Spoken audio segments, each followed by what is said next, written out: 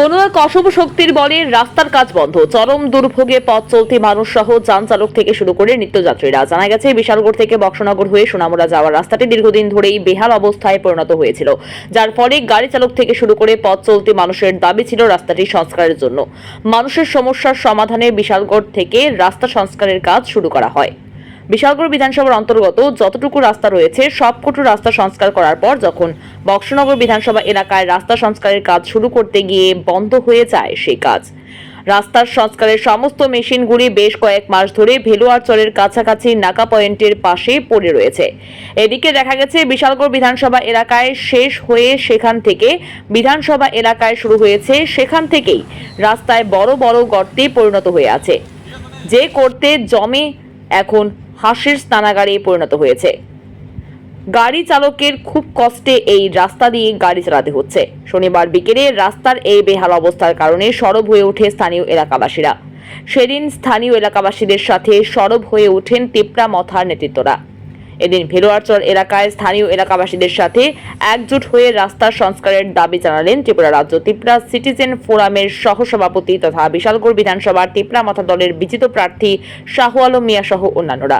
এদিন তারা সাংবাদিকদের সামনে রাস্তার চরম সমস্যার কথা বিস্তারিত আলোচনা করতে গিয়ে রাজ্যের মুখ্যমন্ত্রী সহ নবনির্বাচিত সাংসদ বিপ্লব কুমার দেবের কাছে অতি দ্রুত রাস্তাটির সংস্কারের দাবি জানিয়েছেন।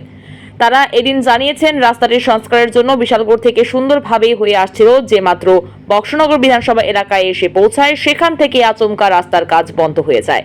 তারা জানতে চাইছে কেন, কি কারণে হঠাৎ রাস্তা সংস্কারের কাজ বন্ধ হয়ে যায়। তবে এলাকায় কান পাতলে শোনা যাচ্ছে বক্সনগরের কিছু নামধারী ক্ষমতাসম্পন্ন মাফিয়ারা রাস্তার কাজের ঠিকাদারের কাছে 1.5 কোটি টাকা দাবি করে। ঠিকাদার যখন টাকা দিতে অস্বীকার করে তখনই নাকি রাস্তার সংস্কারের কাজ বন্ধ করে দেওয়া হয়। তাই আজ স্থানীয় এলাকাবাসীরা সহ তিপ্রা মথার নেতৃত্বরা রাজ্যের মুখ্যমন্ত্রী সহ নবনির্বাচিত সংসদের কাছে দাবি জানিয়েছেন খুব শীঘ্রই যেন রাস্তাটি সংস্কারের কাজে হাত লাগানো হয়। বিশালগড় থেকে রাস্তাটা যখন হয়ে বিশালগড়ও কিছু জায়গার মধ্যে ভাঙ্গা আছে, আসলে আপনারা দেখতে পারবেন। বিশালগড়ের সীমানাটা পার হওয়াতেই কাজগুলো বন্ধ হয়ে আছে। কন্ট্রাক্টর বাবু মেশিনগুলো যখন পর্দা দিয়ে ডেকে রাখছে আর কি। আর এখানে বক্সনগরের রাস্তা চলাচলের কোনো যোগ্য নাই। এখানে দেখেন বড় বড় গাড্ডা, বড় বড় পাচারের গাড়িগুলো যায়, গাড্ডাগুলো আপনার খুব বড় বড় হয়ে আছে, যে কোনো সময় মানুষের বিপদ হতে পারে রাস্তার মধ্যে। তো আমরা আমাদের সকলের প্রিয় সাংসদ আমাদের বিপ্লব কুমার দেবজিকে এটা আর্জি জানাতে চাই যে এই কাজটা বন্ধ কেন বন্ধ হয়ে আছে। অনেকে অনেক ধরনের কথাবার্তা বলছে।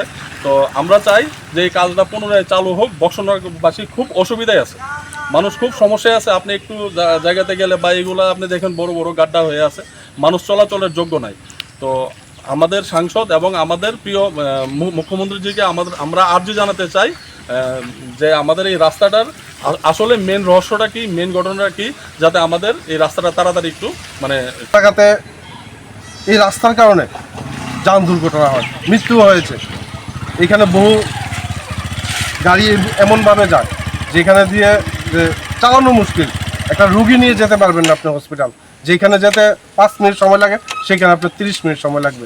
রুগীকে সব নিয়ে যেতে পারবেন না। বহু অসুস্থ মায়েরা আছে যেখানে কিভাবে যাবে গাড়ি দিয়ে, সম্ভাবনা নেই।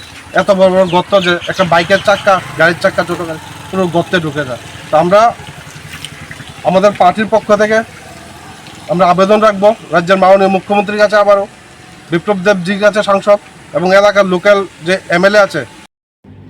রিপোর্ট, ভোরের আলো।